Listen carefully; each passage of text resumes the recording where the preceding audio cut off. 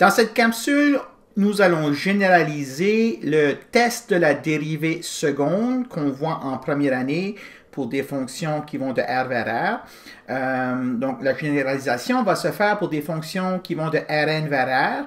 Et puis, donc, c'est un calcul qu'on va faire à partir de la matrice Hessienne de la fonction évaluée au point critique et en regardant les valeurs propres de cette matrice-là.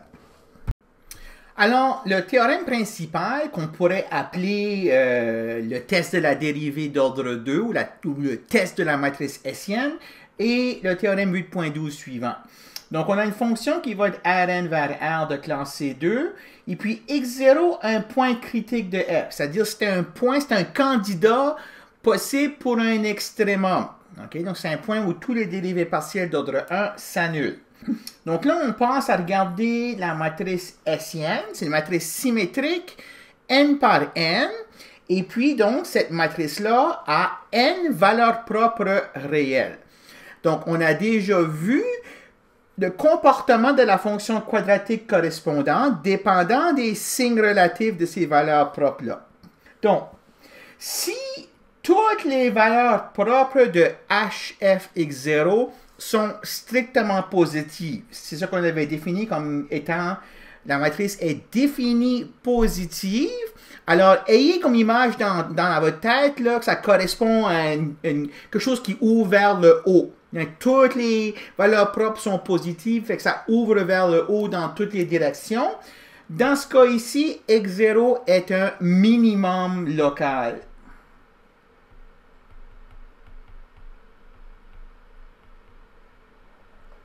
De f.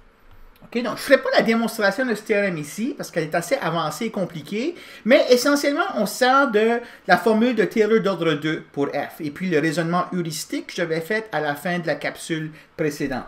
Donc, le théorème, on est capable de montrer que quand on a un point critique, et puis que la matrice hessienne a toutes les valeurs propres strictement positives, le point x0 est un minimum local de f.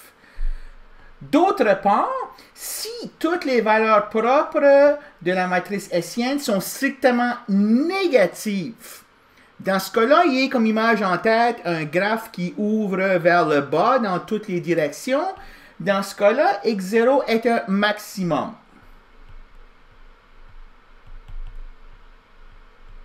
Local de f. OK?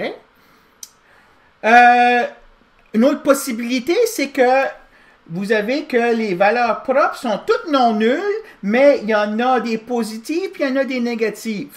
OK? Alors, on avait défini ceci comme étant une matrice de sorte col ou une fonction quadratique de sorte col.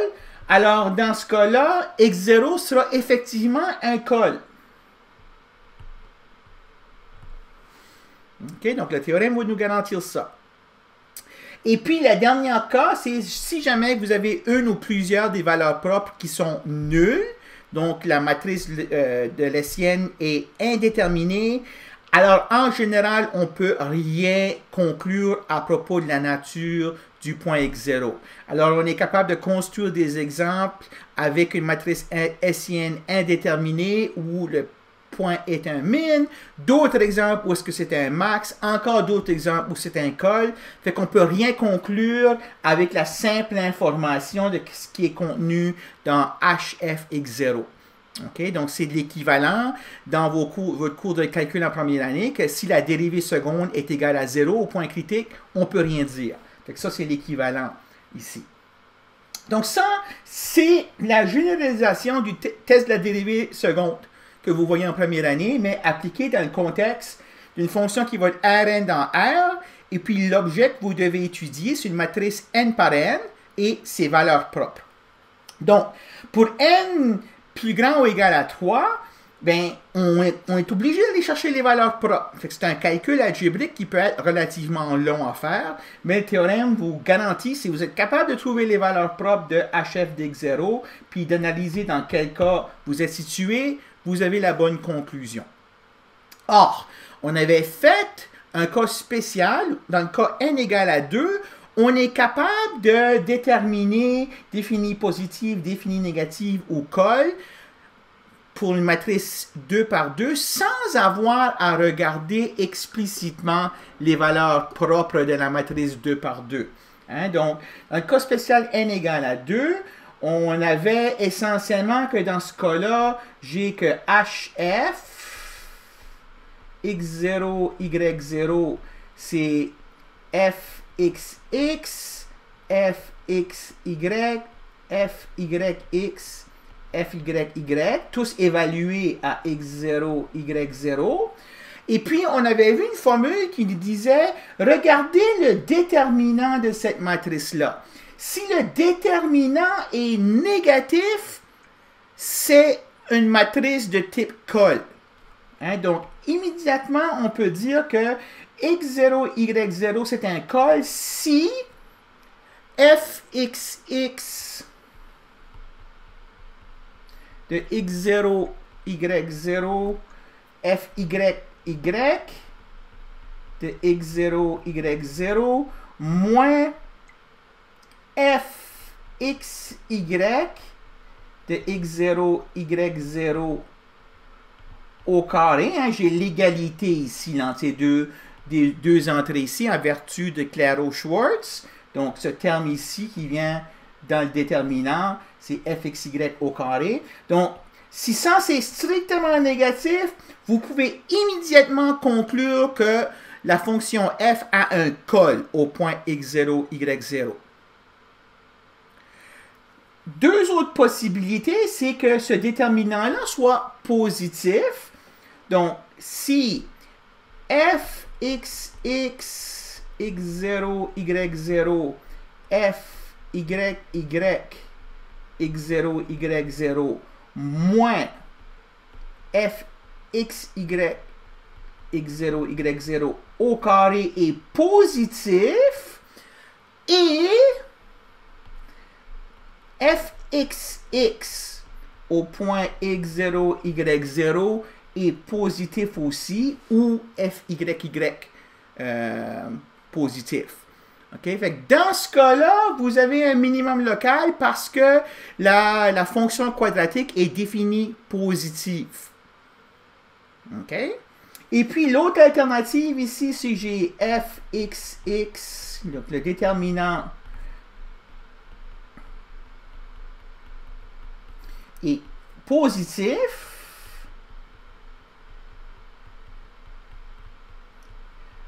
mais fxx ou fyy est négatif. OK? Alors, voici dans le cas spécial où on cherche des points critiques, ou la nature des points critiques d'une fonction qui va de R2 dans R. Donc, très important, là, ce corollaire ici, il marche juste dans le cas de fonctions qui dépendent juste de deux variables. Parce que je suis capable d'aller chercher l'information sur les valeurs propres de cette matrice ici, juste en regardant les éléments de la matrice comme telle, sans avoir à diagonaliser la matrice. Donc, en prenant cette information-là, j'ai minimum local dans ce cas ici, maximum local dans ce cas ici, col dans ce cas ici, et autrement, le test est non conclusif, non concluant. OK? Alors, voici ce qui est le test de la dérivée seconde, ou la test de la matrice hessienne. Donc, c'est ce théorème général ici, mais au cas particulier où n égale à 2. Alors, je répète, pour n égale à 3 ou plus, vous n'aurez pas le choix, en général, vous serez obligé de prendre la matrice hessienne puis de la diagonaliser. Et puis ça, c'est un problème en général qui peut être assez compliqué, c'est-à-dire que vous êtes obligé de résoudre une équation algébrique, un polynôme de degré n. OK? Donc, c'est pas toujours possible de voir la factorisation. Ça dépend des exemples. Mais dans le cas n égale à 2, on a du progrès ici qu'on est capable de faire en vertu de ces données-là. Donc, on va faire une application à un problème pratique, trouver et classifier les points critiques de cette fonction de deux variables ici, x3 plus y carré moins 6xy plus 6x plus 3y. Donc, d'abord, il y a deux éléments ici. Il y a le trouver, puis ensuite, il y a le classifier. Donc, classifier, ça veut dire, pour les points que vous avez trouvés ici, là, chacun de ces points-là allez voir la nature. Est-ce que c'est un min, un max ou un col, ou est-ce qu'on n'est pas capable de conclure quoi que ce soit? OK? Donc, il y a deux problèmes distincts ici, avec le trouver et le classifier. Bon, d'abord, c'est se rendre compte qu'on a un polynôme, donc f est de classe C2, donc tout ce qu'on vient de voir s'applique ici. Donc, f est de classe C2, donc le corollaire s'applique. Hein, parce qu'on a une fonction ici de R2 vers R. Fait qu'on va se servir de ce corollaire ici qu'on vient de voir. Donc, trouver. Donc, je dois essentiellement regarder la dérivée de f par rapport à x et puis la dérivée de f par rapport à y. Alors, je les calcule ici. Fx, j'ai 3x carré moins 6y plus 6. Et puis, fy, c'est 2y moins 6x plus 3. Donc, pour trouver les points critiques, je dois résoudre un système de deux équations à deux inconnus. 3x carré moins 6y plus 6 égale 0. Et puis 2y moins 6x plus 3 égale à 0. Donc, je dois résoudre simultanément ces deux équations ici. Alors, vous pouvez imaginer si f est moindrement compliqué, que j'ai des sinus, puis des cosinus, puis des exponentielles, je peux avoir des équations à résoudre ici qui sont très difficiles, sinon impossibles de les résoudre à la main. OK? Donc, dans ce cours ici, les exemples qu'on va faire, on va s'assurer que vous soyez capable de les faire à la main, mais dans la vraie vie, quand vous allez à traiter d'un problème comme ça peut arriver que vous ayez besoin d'aller sur l'ordinateur pour résoudre les équations ou les résoudre approximativement numériquement. OK? Et puis, ça étant dit, il n'y a pas d'algorithme que je peux vous présenter qui va marcher à tout coup pour tous les exemples. Donc, rendu ici, là, à l'étape où vous avez posé les équations, puis vous devez les résoudre, c'est à vous d'utiliser votre intuition, votre intelligence, vos connaissances, à savoir comment vous allez résoudre ce système-là. Okay? Vous regardez, par exemple, la deuxième équation ici est linéaire en y et en x. Alors, je pourrais facilement résoudre le y ou le x, et puis substituer dans la première équation, puis avoir une quadratique à résoudre. OK? Donc, il n'y a pas de formule que je peux vous donner qui va marcher à tout coup. Vous devez regarder la structure des équations. Est-ce qu'il y en a qui sont plus faciles à résoudre que les autres? Donc, commencer par résoudre celle-là pour une variable en termes des autres et puis remonter dans les équations. OK? Alors, j'espère que je suis clair dans mon explication ici. Si vous cherchez une machine que vous pouvez tourner pour vous donner toutes les solutions, là, ça ne marche pas. Ça n'existe pas. Ça va être du cas par cas. Donc, par exemple, ici, je peux prendre celle-ci puis dire que, ben, si j'isole le y, elle me dit que y doit être égal à 3x moins 3,5 en isolant l'y dans cette équation-là. Que je vais maintenant aller mettre ici. Et puis, je vais avoir une équation à résoudre avec juste x. C'est donc 3x carré moins 6 fois le y, c'est 3x moins 3,5.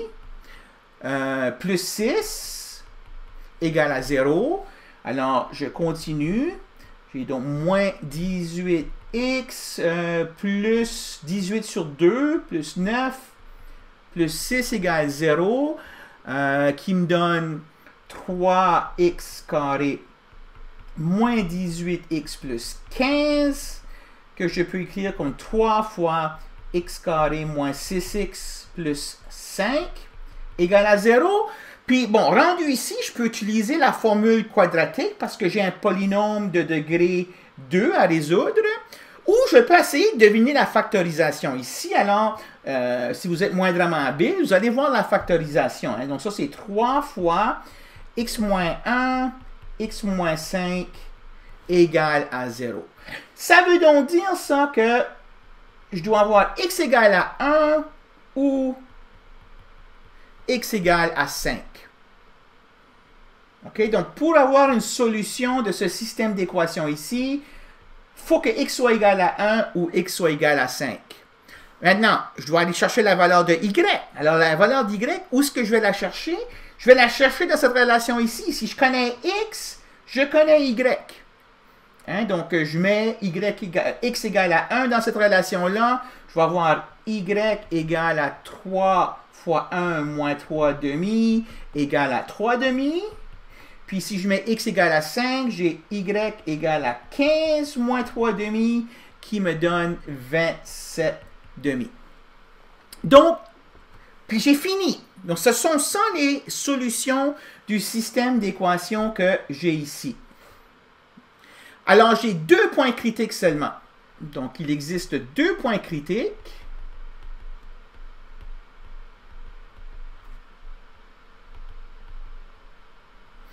J'ai le point x égale 1, y égale 3 demi, et x égale 5, y égale 27 demi.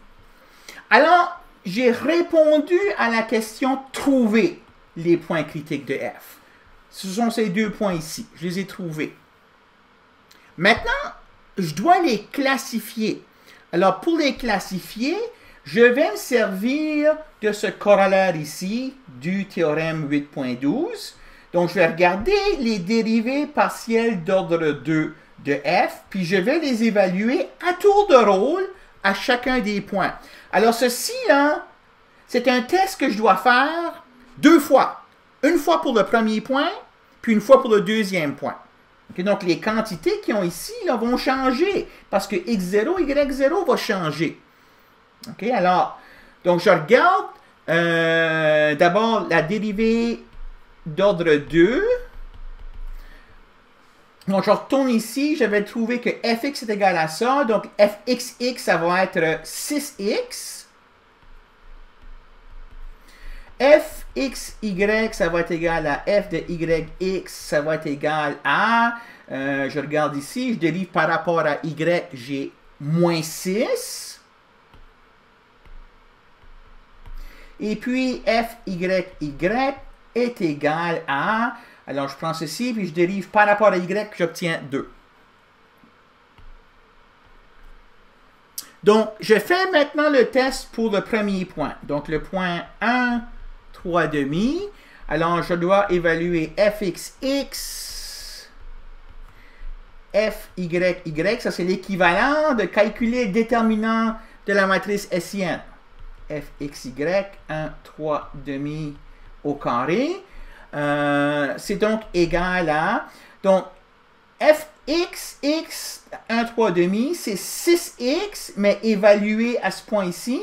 Donc, ça me donne 6 fois fyy, ben fyy, c'est constamment égal à 2, moins fxy, c'est moins 6, alors j'ai moins 6 au carré, qui me donne 12 moins 36, qui me donne moins 24, qui est négatif. Alors, je me retrouve dans la situation suivante. Le déterminant de la matrice hessienne est négatif, donc il faut que le point soit un col. Donc, ici, le point 1, 3 demi est un col. Donc, on a classifié ce point-là maintenant. On l'a trouvé, puis on l'a classifié, c'est un col. On fait la même chose maintenant pour le deuxième point critique. Alors, je regarde fxx de 5, 27 demi, fyy de 5, 27 demi, moins fxy, 5, 27 demi au carré. Alors, j'ai 6x avec x égale à 5, ça me donne 30. Encore une fois, fois 2, moins 6 au carré. Ça fait donc 60 moins 36, qui me donne 24. Alors, ça, c'est positif. Donc, le déterminant est positif. Alors, je me retrouve soit dans la situation d'un min ou d'un max. Alors, pour aller savoir laquelle, je dois regarder le signe de fxx. Est-ce que fxx est positif ou négatif? Bien, allons voir. fxx, c'est 6x. Donc, fxx de 5, 27 demi, c'est 6 fois 5 qui est égal à 30. Alors, ça, c'est positif. Donc, je peux en conclure que le point 5, 27 demi est un min local. OK? Alors, c'est comme ça qu'on fait ces genres de problèmes ici. Quand on a un problème de trouver et classifier les points critiques, tu as l'étape trouver, et puis tu as l'étape classifier que, ben, pour une fonction qui va de R2 vers R, on va utiliser ce corollaire ici. Puis si j'ai une fonction qui va de R3 ou R4 ou plus vers R, ben, il va falloir que je trouve les valeurs propres de la matrice du Lessienne et puis utiliser une de ces trois propriétés-là. OK, donc voilà pour le test, essentiellement le test de la matrice Hessienne pour classifier les points critiques d'une fonction qui va de Rn vers R.